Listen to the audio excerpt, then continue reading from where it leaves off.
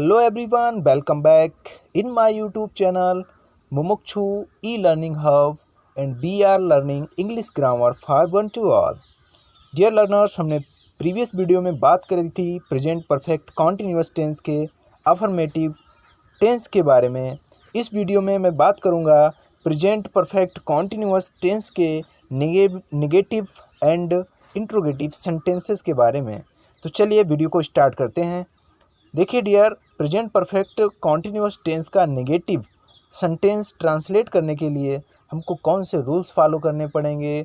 चलिए मैं उस स्ट्रक्चर को सबसे पहले यहाँ पे लिख देता हूँ। आप लोग भी अपनी कॉपी पे इसको लिख लीजिएगा ताकि आपको आगे ट्रांसलेशन करने में कोई भी प्रॉब्लम फेस ना करनी पड़े। तो चलिए मैं यहाँ पे स्ट्रक्चर लिख देता हूँ, रूल लिख देता हूँ।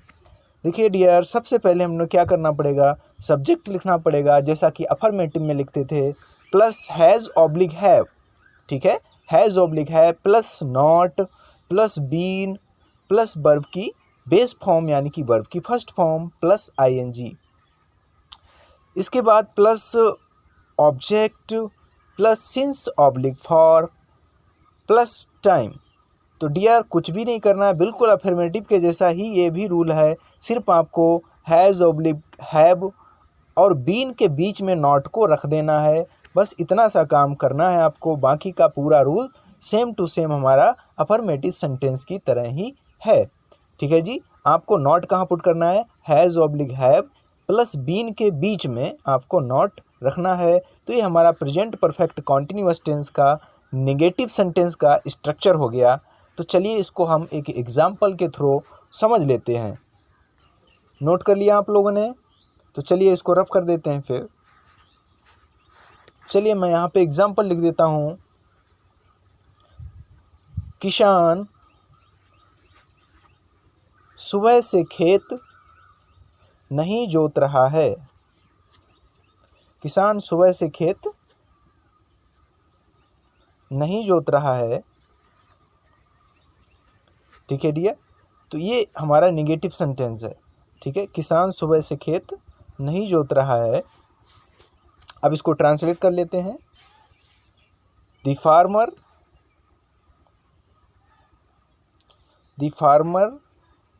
अब फार्मर सिंगुलर है तो हैज़ लगाना पड़ेगा। The farmer has not been, देखिएगा हैज़ और बीन के बीच में हमने नॉट रख दिया।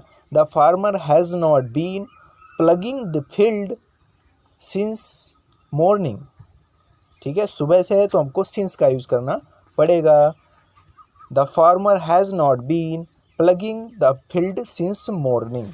तो इस तरीके से हमने क्या किया, हिंदी से इंग्लिश में ट्रांसलेट कर दिया।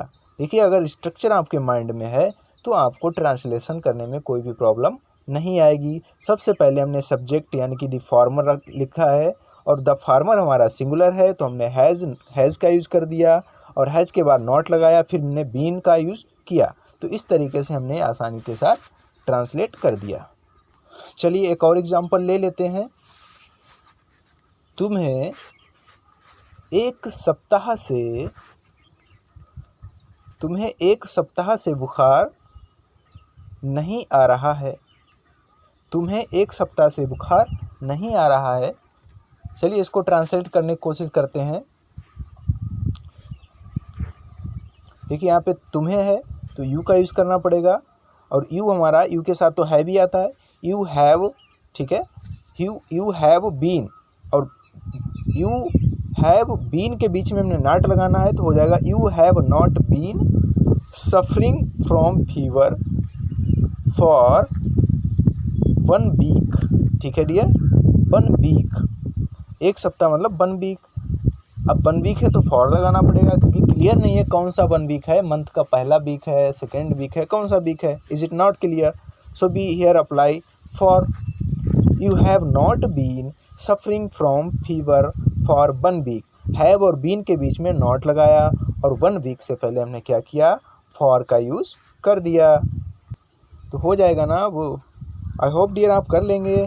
चलिए कुछ एग्जांपल्स, कुछ होमवर्क के लिए मैं आप सेंटेंसेस आपको दे देता हूँ, आप लोग नोट कर लीजिए। जैसा कि पहला सेंटेंस है, अनिल सुबह से सवाल हल कर रहा है। अनिल सुबह से सवाल हल नहीं कर रहा है, सॉरी नेगेटिव कर लीजिए आप। अनिल सुबह से सवाल हल नहीं कर रहा है। दूसरा है बच्चा कई घंटों से नहीं सो रहा है। बच्चा कई घंटों से नहीं सो रहा है। ठीक है डियर, तो ये जो सेंटेंस है आप नेगेटिव का स्ट्रक्चर जो है हमारा प्रेजेंट परफेक्ट कॉन्टिन्यूअस टेंस का, उसका यूज़ करके आसानी से ट्रांसलेट कर सकते हैं। देखिए, आपको इसको ट्रांसलेट करने के लिए सबसे पहले तो स्ट्रक्चर लर्न करना पड़ेगा, रूल्स को सीखना पड़ेगा। अगर आप रूल्स नहीं सीखेंगे तो तुक्काबाजी तो बिल्कुल चलेगी नहीं, ठीक है, तो गलत हो जाएगा। इसके बाद आता है हमारा प्रेजेंट परफेक्ट कॉन्टिन्यूअस टेंस का इंट्रोगेटिव सेंटेंस। ठीक है, इंट्रोगेटिव सेंटेंस। अब देखिएगा इसका रूल क्या होता है, ये भी आप स्ट्रक्चर नोट कर लें। देखिए, इंट्रोगेटिव सेंटेंसेस में सबसे पहले हेल्पिंग वर्ब आती है, तो इसमें हैज़ ऑब्लिक हैव को पहले लाना पड़ेगा। उसके बाद हम सब्जेक्ट लिखेंगे, has oblique have plus subject, फिर बीन का यूज़ करना है, प्लस बीन प्लस वर्ब की first form plus ING plus object plus since oblique for plus time. ठीक है, बाकी का आगे का रूल हमारा वही है। ठीक है, लास्ट में क्वेश्चन मार्क लगता है क्योंकि हमारा इंट्रोगेटिव सेंटेंस है। तो ये स्ट्रक्चर है, आप इसको नोट कर लीजिए। हैज़ ऑब्लिक है plus subject plus been plus verb की first form plus ING plus object plus since oblique for plus time. ठीक है, सब्जेक्ट अगर हमारा सिंगुलर होगा तो हैज़ का यूज़ करेंगे, प्लूरल होगा तो हैव का यूज़ करेंगे, और बीन तो हमारा आना ही आना है। अगर हमारा इंट्रोगेटिव नेगेटिव सेंटेंस है तो हम सब्जेक्ट और बीन के बीच में नॉट को पुट कर देंगे। तो इस तरीके से हमारा इंट्रोगेटिव नेगेटिव जो होगा उसका भी आसानी से ट्रांसलेशन हो सकता है। हो नहीं सकता है सर, हो ही जाएगा। सब्जेक्ट और बीन दोनों के बीच में अगर हम नॉट को पुट कर देंगे, ठीक है, तो इंट्रोगेटिव नेगेटिव सेंटेंस का ये रूल हमारा बन जाएगा। आई होप आप समझ चुके होंगे। चलिए एग्जाम्पल के थ्रू इसको हम एक्सप्लेन करने की कोशिश करते हैं। आप लोग इसको नोट करते जाइएगा अपनी कॉपी में। एक ग्रामर की बढ़िया सी नोटबुक बना लीजिए आप, उसमें इसको नोट करते रहिए। ठीक है जी, आप ग्रामर की एक कॉपी बना लें अलग से, ये हमेशा काम आने वाली चीज़ है भाई। क्या तुम 8 बजे से सो रहे हो? क्या तुम 8 बजे से सो रहे हो? तो चलिए डियर इसको ट्रांसलेट कर देते हैं। क्या तुम 8 बजे से सो रहे हो, तो तुम है ना सब्जेक्ट हमारा, तो हैव लगाना पड़ेगा। Have you been sleeping? ठीक है, स्लीप के साथ में आईएनजी लगा दी। Have you been sleeping? Sleep में सोना होता है। Have you been sleeping since 8 o'clock? देखिए यहाँ पे एक राइट टाइम दिया गया है 8 बजे, ठीक है, तो इसलिए हमने सिंस का यूज़ करना पड़ेगा। Have you been sleeping since 8 o'clock?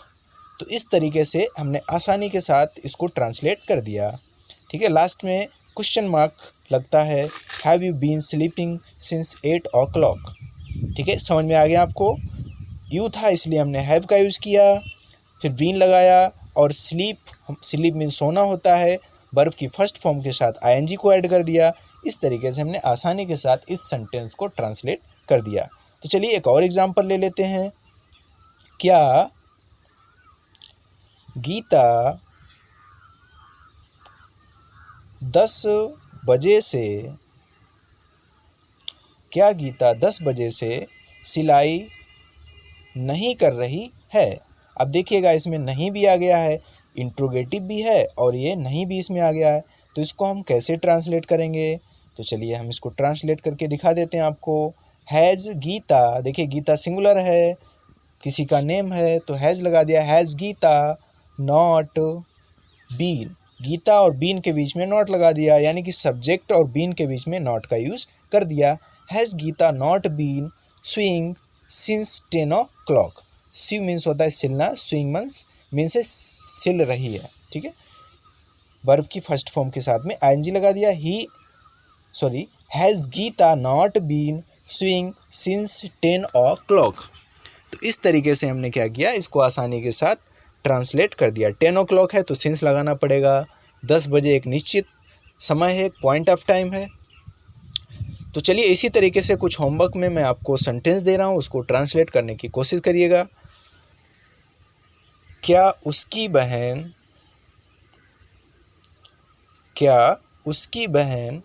3 घंटों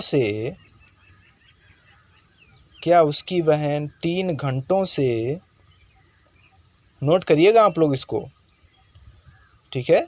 क्या उसकी बहन 3 घंटों से पढ़ रही है। दूसरा है हमारा, क्या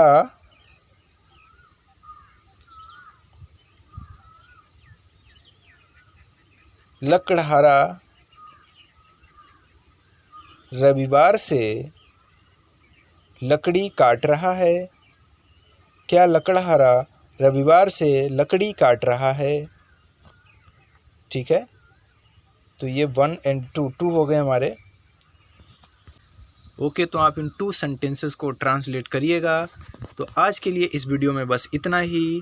आपने अगर हमारी पुरानी वीडियोस नहीं देखी हैं तो हमारे चैनल पे जाइएगा, वहाँ आपको सारी वीडियोस मिल जाएंगी, उनको देखिएगा। ओके, तब तक के लिए बाय बाय, टेक केयर। फिर मिलते हैं नेक्स्ट वीडियो में न्यू कंटेंट के साथ।